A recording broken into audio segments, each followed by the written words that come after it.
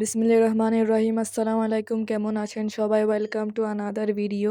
তো এখানে আম্মু রান্না বান্না করুক, আমি আপনাদের সাথে খেলার প্রসঙ্গে কিছু কথা বলি। গতকাল রাতে আমরা সবাই খেলা দেখতেছিলাম। সবাই আর্জেন্টিনা ছিল, কিন্তু আমার ভাই ছিল স্পেন।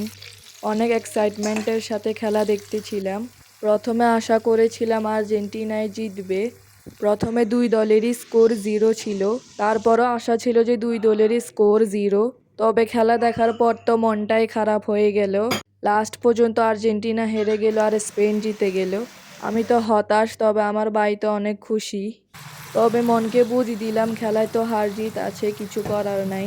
তো এখানে এই তো আম্মু ফ্রেশ চিংড়ি ভাজি করার পর এখন মাছের জন্য মশলা কষাচ্ছে। আপনারা কে কোন দলে ছিলেন আর খেলা শেষে কীরকম অনুভূতি হয়েছিল সেটা অবশ্যই কমেন্টে জানাবেন। তো এখানে এই তো মশলা কষানোর পর ভাজি করা চিংড়ি মাছগুলো দিয়ে দিল।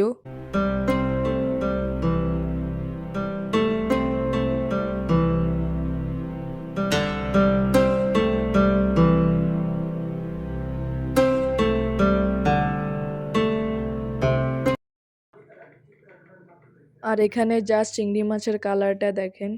অনেক মজা করে দুপুরে খাওয়ার পর এখানে বিকেলের দিকে আম্মু আম কাটতেছিল। বাংলাদেশি রূপালি আম খেতে অনেক মজা লেগেছিল।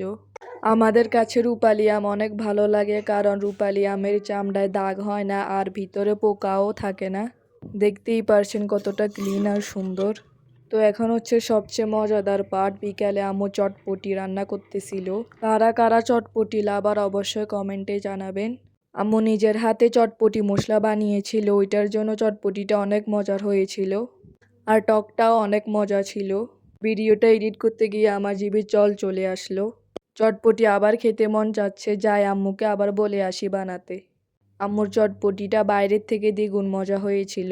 তো এখানে আম্মু চটপটি উপরে শসা, গাজর, পেঁয়াজ, ধনিয়া পাতা, কাঁচামরিচ, টক আর ডিমকে গ্রেট করে দিয়েছিল।